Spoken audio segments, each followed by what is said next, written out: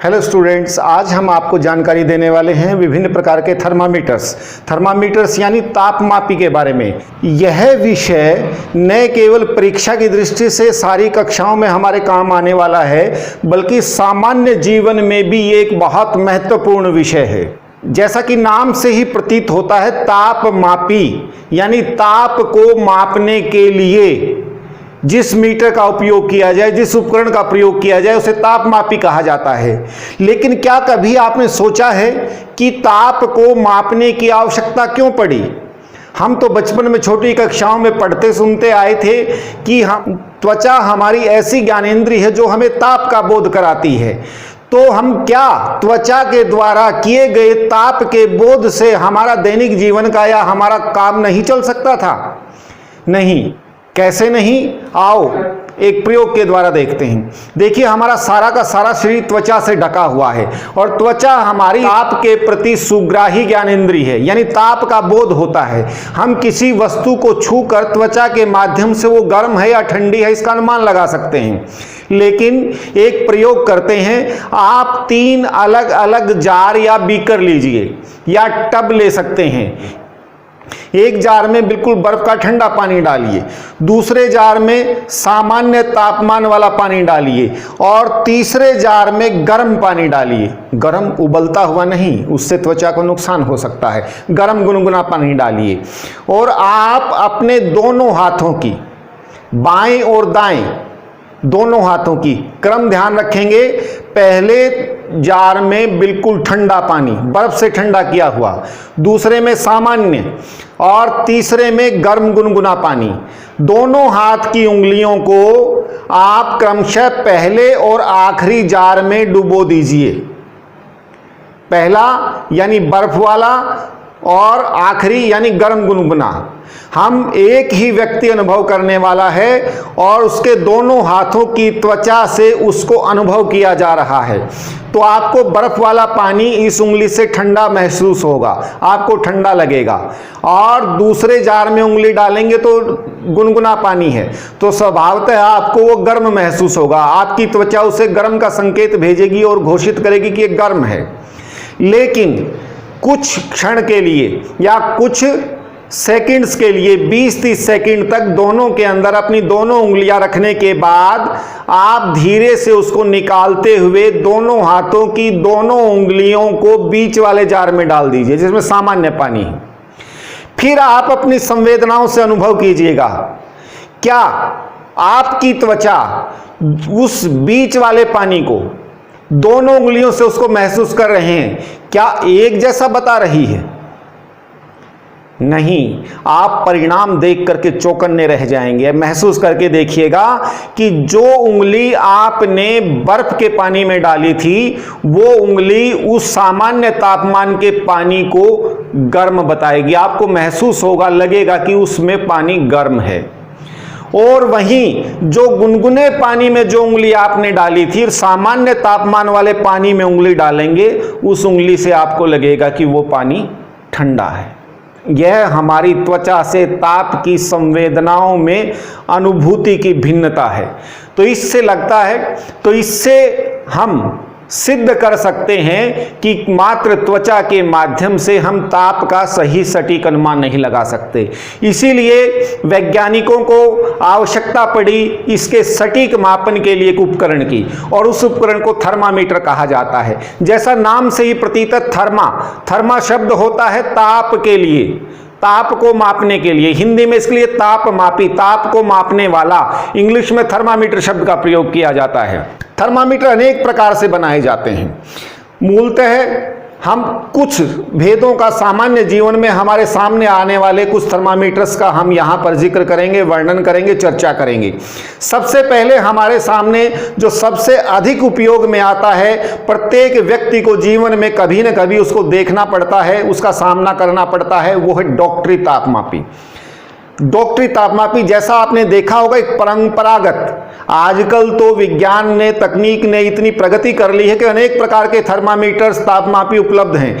लेकिन सामान्यतः प्रचलित ट्रेडिशनल जो मैनुअल थर्मामीटर है वो कांच की एक ट्यूब होता था।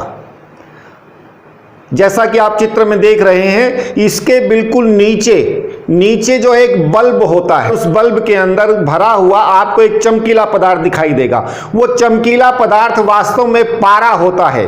हमने पढ़ा होगा, जैसे ही तापमान बढ़ने पर प्रत्येक वस्तु विस्तारित होती है, बढ़ती है, अपना आकार बढ़ाती है, तो पारा भी उसी प्रकार से अधिक संवेदी सुग्राह्य होने के कारण ताप के प्रति थोड़ा सा तापमान में अंतर आते ही अपने आयतन में विस्तार करता है।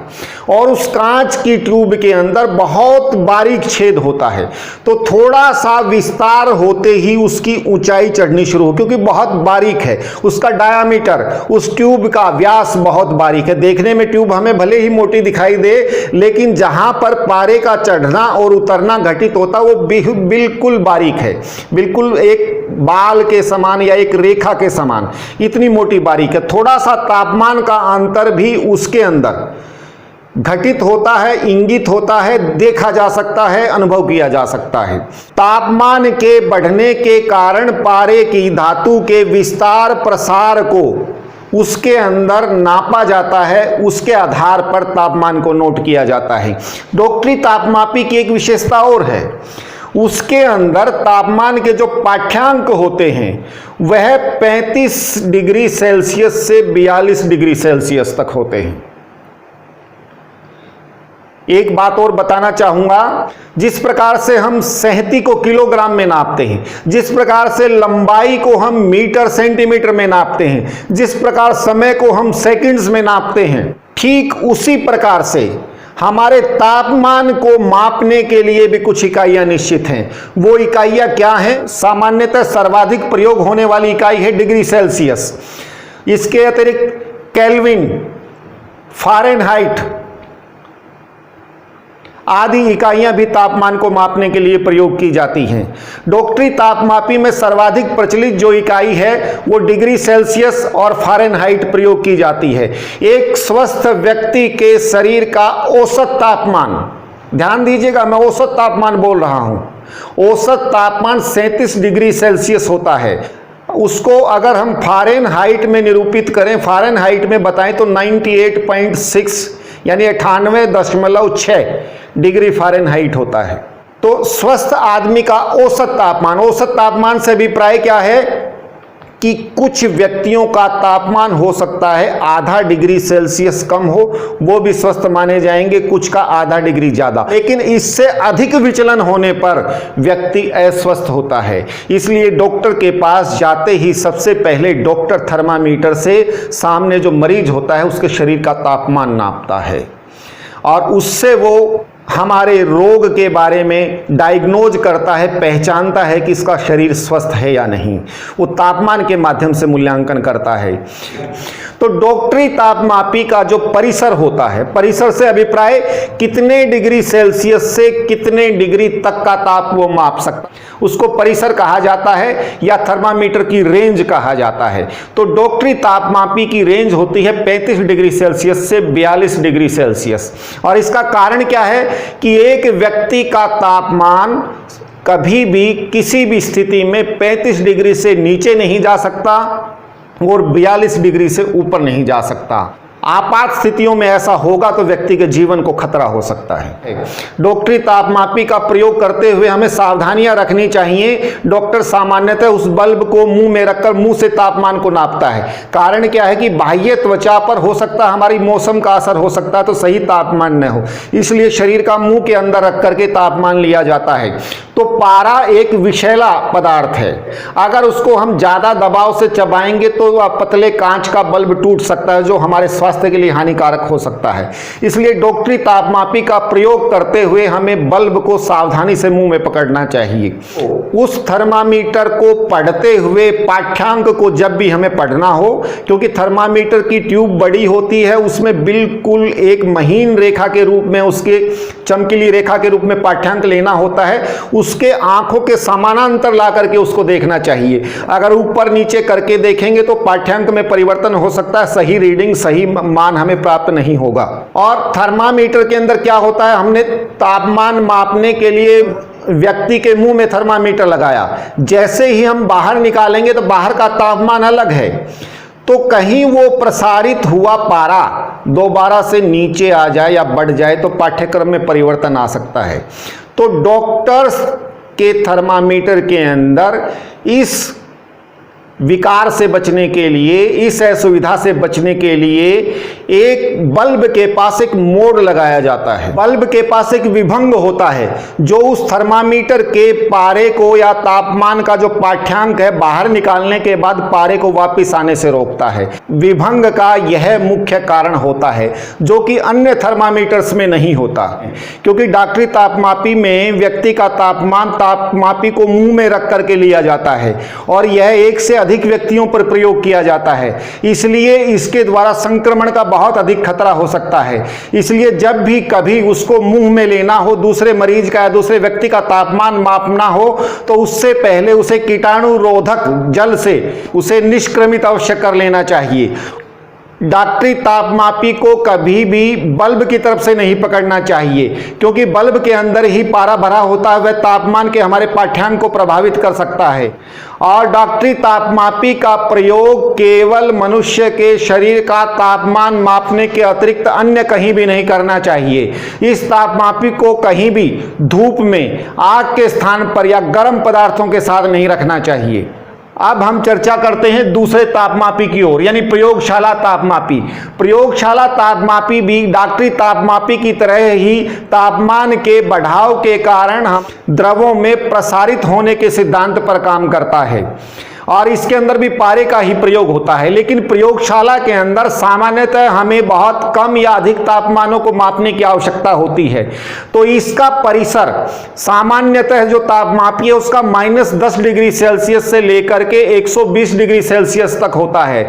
और अनेक विशेष परिस्थितियों में अधिक ताप मापने वाले या बहुत कम तापमान मापने वाले प्रयोगशाला तापमापी भी प्रयोग किए जाते हैं। प्रयोगशाला तापमापी का प्रयोग करते हुए हमें इन बातों का ध्यान रखना चाहिए कि जिस वस्तु या द्रव का तापमान मापना है उसका बल्ब केवल उसी को छुए। जैसे जार के अंदर अगर हम बर्फ का पाठ्यांक नापना चाहते हैं, बर्फ के जमने का, पिघलने का या पानी के उबलने का नापना चाहते हैं, तो वह बर्तन को न छू करके केवल बर्फ या पानी को छुए तो सही पाठ्यांक हम प्राप्त कर सकते हैं। दूसरा, हम प्रयोगशाला तापमापी के अंदर विभंग नहीं होता है, तो इसका अभिप्राय क्या, अगर तापमान निकालते ही हमें त्वरित पाठ्यांक को नोट करना होता है, उसी समय रीडिंग लेनी होती है। अगर उसमें हम देरी लगाएंगे, विलंब करेंगे, तो वो उसका पारा नीचे आना शुरू हो जाएगा और हम ठीक तापमान नोट नहीं कर पाएंगे। यह भी एक कांच का बना होता है, अतः प्रयोगशाला तापमापी का प्रयोग करते हुए भी हमें बहुत सावधानी बरतनी चाहिए। और जिस प्रयोग में हम इसको ला रहे हैं उस प्रयोग का तापमान न्यूनतम अधिकतम हमें पता होना चाहिए, ताकि उसी परिसर का, उसी रेंज का ताप मापने वाला तापमापी या थर्मामीटर हम प्रयोग कर सकें। तापमापियों में तीसरी जो श्रेणी आती है, न्यूनतम अधिकतम तापमापी। प्यारे बच्चों, आप समाचारों में सुनते होंगे कल का अधिकतम तापमान इतना और न्यूनतम तापमान इतना नोट किया गया। मौसम की जानकारी देने के लिए दिन के तापमान अधिकतम, सारे दिन में हमारे दिन का तापमान अधिकतम कब और कितना हुआ, और न्यूनतम तापमान, ये सामान्य ज्ञान की बात है कि न्यूनतम तापमान पूरे 24 घंटे में हमारा रात को ही होगा। तो इस थर्मामीटर के अंदर क्या होता है, इस तापमापी में 2 थर्मामीटर्स का एक युग्म होता है जो साथ रीडिंग लेता है, और इसके अंदर एक थर्मामीटर जैसे अधिकतम तापमान पहुंचा वो पाठ्यांक वहां पर उसका स्थिर हो जाता है, दूसरे थर्मामीटर में जैसे ही न्यूनतम तापमान आया वहां पर स्थिर हो जाता है। तो मौसम विज्ञानी बाद में उस रीडिंग को नोट कर लेते हैं, उसके आधार पर मौसम का, सर्दी का, गर्मी का निर्धारण किया जाता है। साथ के चित्र में न्यूनतम अधिकतम तापमापी को देख सकते हैं, आपकी प्रयोगशाला के अंदर भी ये उपलब्ध हो सकता है। प्यारे बच्चों, थर्मामीटर्स के अंदर विज्ञान की प्रगति के कारण बहुत अधिक रेंज, बहुत अधिक वैरायटी, बहुत अधिक प्रकार आए हैं। अब जिस प्रकार से हम बता रहे थे कि विषाक्त द्रव का प्रयोग किया जाता है पारे का, इसका टूटने का खतरा होता है, इस कारण से दूसरा रीडिंग लेने में परेशानी हो सकती है इसमें, क्योंकि एक महीन पारे की रेखा के रूप में दिखाई देता है। तो इसके स्थान पर आजकल डिजिटल थर्मामीटर्स भी आए हैं, अंकीय तापमापी भी आए हैं, तो उसमें सीधा अंकों के रूप में स्पष्ट रीडिंग आ जाती है। तो उसमें रीडिंग लेने के लिए बहुत अधिक कौशल की आवश्यकता नहीं है, आप साइड के चित्र में ये देख सकते हैं। दूसरा जो बताया गया आपको कि थर्मामीटर्स का एक व्यक्ति से दूसरे व्यक्ति पर प्रयोग करते हुए संक्रमण का खतरा अधिक हो सकता है। तो इन थर्मामीटर्स में आजकल जो नवीनतम आविष्कार है, इंफ्रारेड थर्मामीटर आया हुआ है। इंफ्रारेड थर्मामीटर के अंदर क्या होता है, इंफ्रारेड किरणें निकलती हैं और वो किरणें जो भी व्यक्ति जिसका तापमान लेना है शरीर का, उसके सामने ला करके उनको ऑन किया जाता है। उसके शरीर को केवल किरणें छूती हैं, थर्मामीटर या उपकरण नहीं छूता, तापमापी नहीं छूता। वो किरणें, उन किरणों के ऊपर शरीर के ताप के प्रभाव को जो हमारा उपकरण नोट करता है, उसके आधार पर उसका तापमान नोट किया जाता है। तो इस उपकरण से यानी इंफ्रारेड थर्मामीटर से संक्रमण का खतरा लगभग समाप्त हो जाता है। तो प्यारे बच्चों, आज हमने विविध प्रकार के थर्मामीटर्स के प्रयोग, उनकी सावधानियां और उनकी विशेषताओं के बारे में जाना।